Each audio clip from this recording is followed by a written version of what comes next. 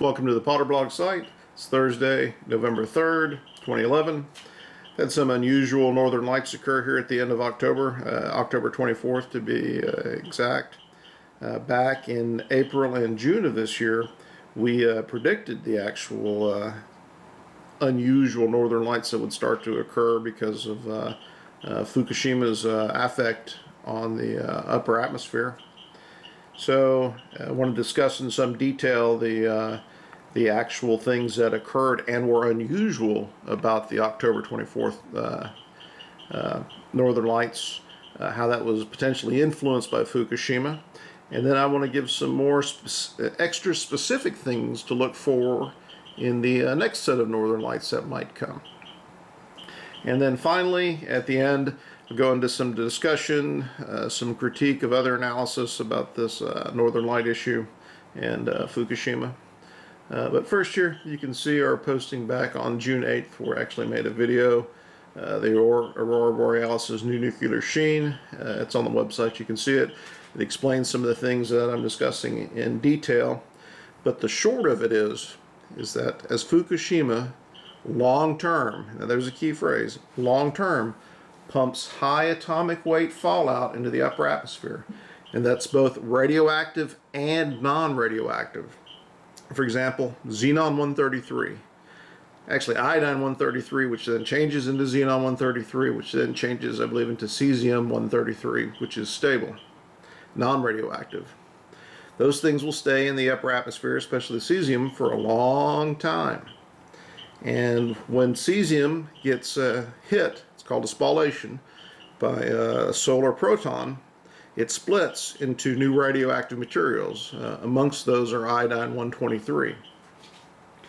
So that's the aspect of this that makes these new northern lights unusual. In effect, one might say that the northern lights are actually operating in some sense like a Geiger counter that tells us how much fallout is in the atmosphere.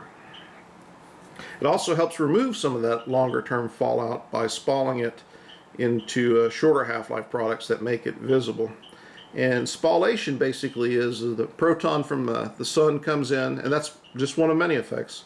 Proton from the sun comes in and hits these high atomic weight particles like a cue ball into a rack of billiard balls. And then those billiard balls shoot out and basically split into other elements that are radioactive and release electrons quickly, which helps make the northern lights. But first, let's go and discuss specifically the northern lights that occurred on October 24th and what made them unusual. Now here we have a report, and it's from the officials at the Federal Space Weather Prediction Center in Boulder, Colorado. Said they were surprised at the southern reach of the solar storms. If you'd been following the Potrblog site, you would not have been surprised about that. It says, and this is a key phrase here, the chief forecaster said given the size of the solar storm, the lights probably should not have been visible south of Iowa.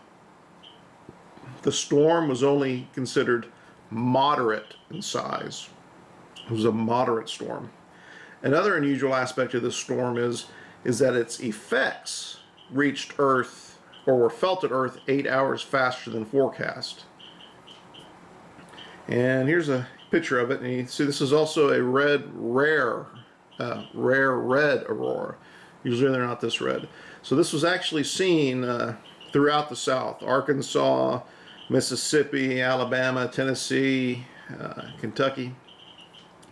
And I'll show you here next exactly why we believe it was seen down south. If we look here, you can see here in the gray this is the actual jet stream as it occurred from October 23rd through October 24th. This is in UTC time. So the last image is about noon on October 24th. And if you can watch down here, you'll see the very end of this jet stream. And this jet stream is a bunch of high velocity air that's blowing in. And here at the end, where it changes from higher velocity to lower velocity air, and if one can imagine blowing dust, the dust goes in a pretty straight stream as it's going through the high velocity wind, but when it gets towards the end of the of the velocity, the dust moves both down and up. So what we have here is a bunch of Fukushima fallout coming in the jet stream and terminating down here right over the regions where the aurora was unusually seen: Arkansas, Mississippi, Alabama. It's right here at this termination point.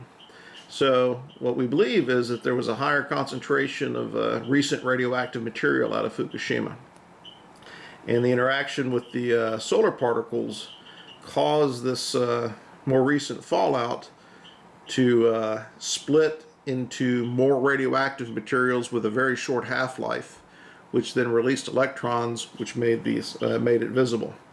Now, if we go to the Space Weather Prediction Center, I'll show you another aspect of what was very unusual about this coronal mass ejection. This is an archive from October 23rd, 2011. See over here, October 23rd, 2011. This is the day before the coronal mass ejection hit. Now, if you notice, they actually made this CME forecast for Mars. It wasn't even really mentioning Earth as being hit by this coronal mass ejection. It was Mars that they were expecting to hit. And so if we scroll on down here, we'll actually see the potentials of the geomagnetic storm, what they're forecasting. And so in the mid-latitudes, in the 0 to 24 hours, this is at the period where this storm hit, which it was 24 hours later, only a 5% chance of an active storm, a 1% chance of a minor storm, and a 1% chance of a severe storm. So basically, they said a 95% chance that we would not have any geomagnetic storms in the mid-latitudes. In high latitudes, they said 90%. So you can see by this, by the prediction for it striking Mars and the low rate of potential here that they were expecting, that they were caught almost completely off guard by this. And so what I believe, what I would say is what we believe here at the Potrblog site, is that this high atomic weight fallout is actually affecting the permeability of the atmosphere, and that's the ability of the atmosphere to maintain or develop a magnetic field. So basically, the high atomic weight fallout, the radioactive fallout that's in that high atomic weight fallout, and the non-radioactive aspect actually have changed some of the permeability of the atmosphere that allows this to occur. And that's one of the reasons we saw these really bright, very unusual lights in southern USA. In fact, there hasn't been anything seen like this in the South since, I believe, 1958, when there was some light seen in Florida. And we'll get back in that in a second. But first, let me show you what to look for next. There's actually a solar storm that's being predicted to hit tomorrow, which is Friday, October 4th, although they say it's a glancing blow. So we'll go to the current forecast here. Go to November 3rd, which is today, and we'll view that. And what you'll see here in a second, as I mentioned, the northern lights. And we'll go down here, and if we look at the lower left, we'll see the potentials again. This time they're saying there's a 40% chance of an active solar storm, geomagnetic storm at the mid-latitudes, and at the high latitudes 50%. Although they are calling this a glancing blow. Now, here's what I'll say is that one of the things we should look for. Now, we can't say this is going to necessarily happen at every solar storm, but probabilistic over a longer period of time, we should see an increase of the aurora borealis visibility and the unusualness of it. The fact that this previous solar storm that happened just a little over a week ago actually spalled and destroyed some of this higher atomic weight fallout may indicate that there's a slightly less chance of it happening again tomorrow on Friday. But we will see. One thing I've pulled up here again is the current jet stream for this period. And if we notice that the the jet stream is dropping down into the south again. So if this contains a lot of fallout, and the geomagnetic storm hits and the solar storm hits right, and even though there's not a termination end in here, you see the south is on the outside edge of this. And one thing, if you've ever noticed about a river, when a river curves, it's the outside of the edge of the river that moves the fastest. So there's also a greater potential of, let's call it nuclear dust, if you will, the fallout, again being in this region. So a revised prediction on what to look for in future aurora borealis to occur is, if you've got clear sky and the jet stream has been strongly directly overhead within the previous day, and Fukushima is still pushing out significant quantities of radioactive materials at that point, then you've got a good shot at again, seeing the aurora borealis in unusual ways. Now, the thing about Fukushima right now is it's cycling, we believe, in the groundwater between criticality and non-criticality, producing iodine-133 and xenon-133, which we've actually detected here in St. Louis, and neptunium-239, which we also suspect we have detected here in St. Louis. And it's cycling between those two things as it goes in and out of criticality and has more neutrons available. We get into that in some more detail on another blog post. You can go onto the Potrblog site and look at that. So that's the specific thing to look for.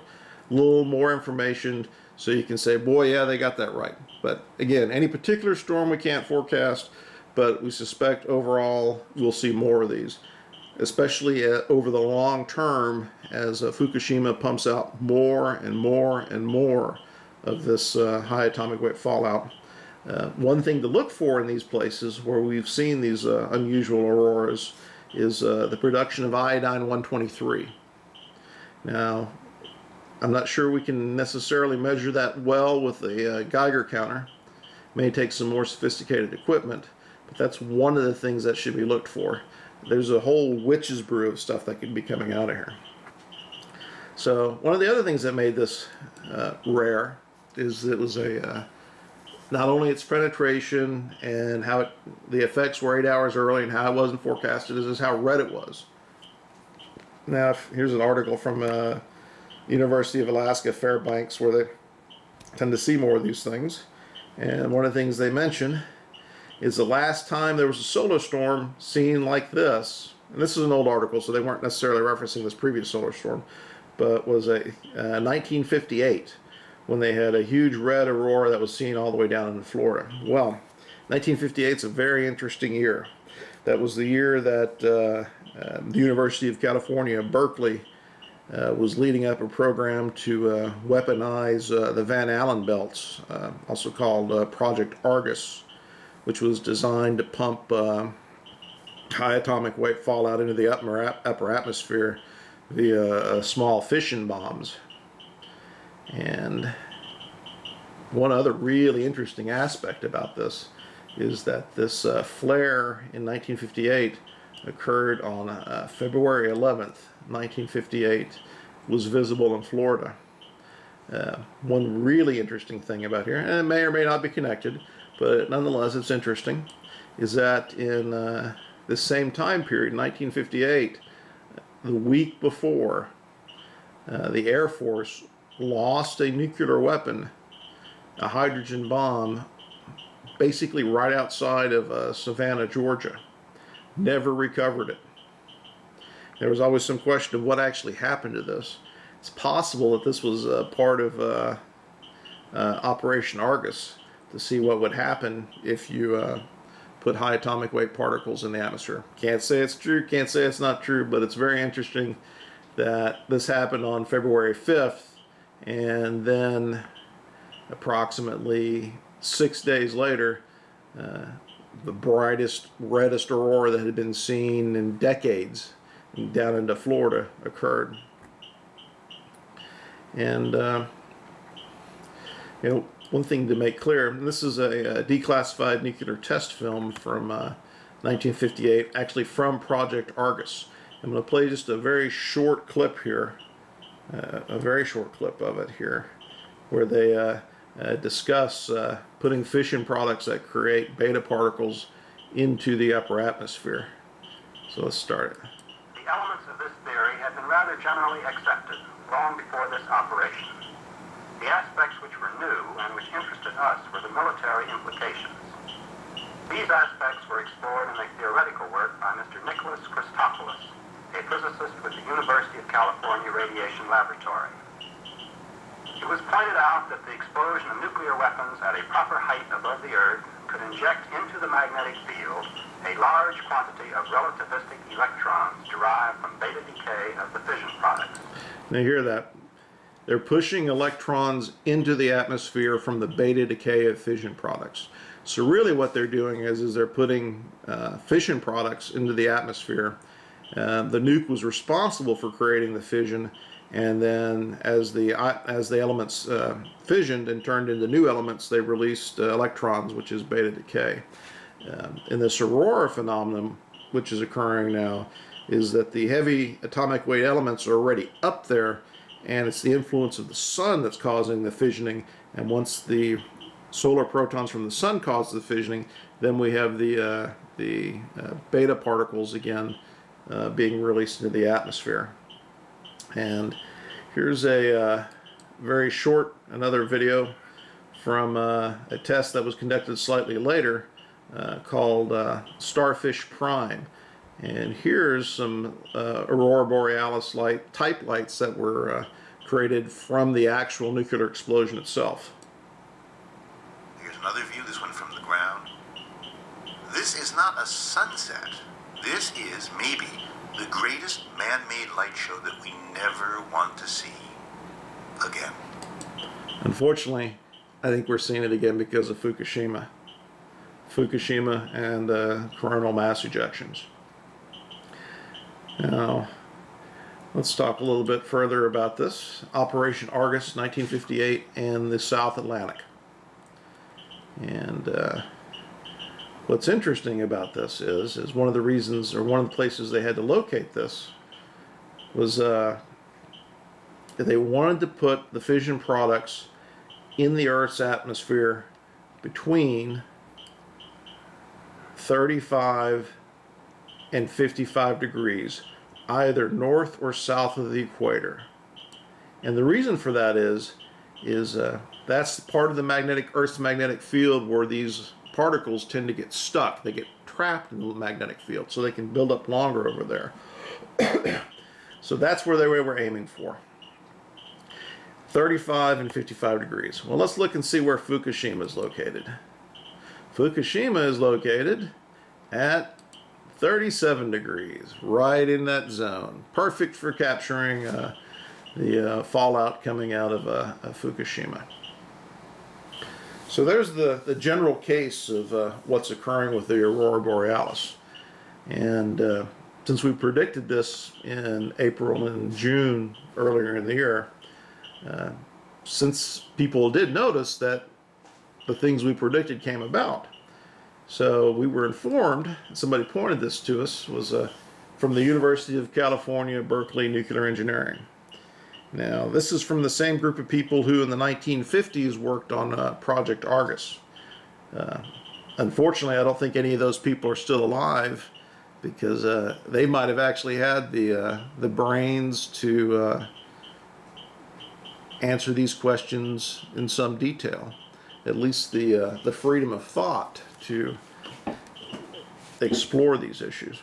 So someone asked this question about the nuclear engineering site, said, "This is real scary. Can you please debunk or confirm this?" And that's the what we discussed about predicting the Northern Lights issue. So here's a response we have from one of the people at BROM. I don't know how you pronounce that name, but it's interesting is he titles his post, "This is nonsense," sort of a Freudian slip. So I'm going to try to quickly go into this, and what I really don't like about this, and what brings it up, is these people are responsible for training and educating the next generation of nuclear engineers that are going to be signing off on the safety of nuclear power plants. And they're giving answers that makes it appear that they don't have the capability to make people think about these type of complex issues. They give answers that, in this case, sound very similar, like, oh, an earthquake that big will never happen. Oh, that could never happen, that a tidal wave would go over the wall and it would melt down. So that's the primary concern about this. There's a secondary concern, is that people are asking these individuals for help, and they're relying on these individuals' credibility because of where they work and what their titles are. And when you're in that sort of position, when people ask you for advice and you give it, I believe you have a duty to do some due diligence to look into their concerns and debunk them or not debunk them. At least answer them quantitatively with some thought. The first point here is, they say these proposed reactions with cosmic rays are extremely improbable. Well, what they're saying there is, the short of it is, there's absolutely no difference in the atmosphere between what should be up there and this high atomic weight fallout that's up there. I'd like to see them quantify that. I don't think they will. So it's a very blow-off sort of answer there for somebody. The second thing they say is, only at the end of March and at the beginning of April were there any significant amounts of radioactive material in the atmosphere. See our own air measurements. This is incredible. This is the equivalent of somebody in Berkeley saying they understand the weather across the entire nation and world because they're looking at the thermometer and rain gauge outside of their house. All the fallout across the world has to go through Berkeley. All the weather has to go through Berkeley. And here's another key thing. It says, therefore, this fallout cannot presently have any effect. Another point is that the Xenon 133, which is discussed in our posting, has a 5.2 day half-life and is definitely not around anymore. No, because as we said, it's turned into cesium 133, which is stable and stays up for a very long time. And when it gets hit by a solar proton, it turns into a huge amount of various types of iodines, all radioactive and unpleasant.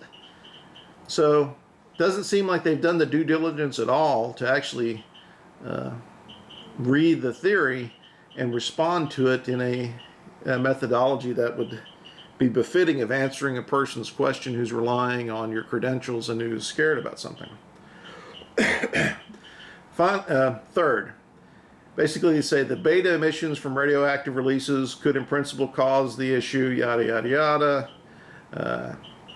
It says, however, a team of Japanese researchers searched for ionospheric disturbances after the earthquake and could not find a good correlation between the ionosphere and disturbances and radioactive releases. And they give a site here.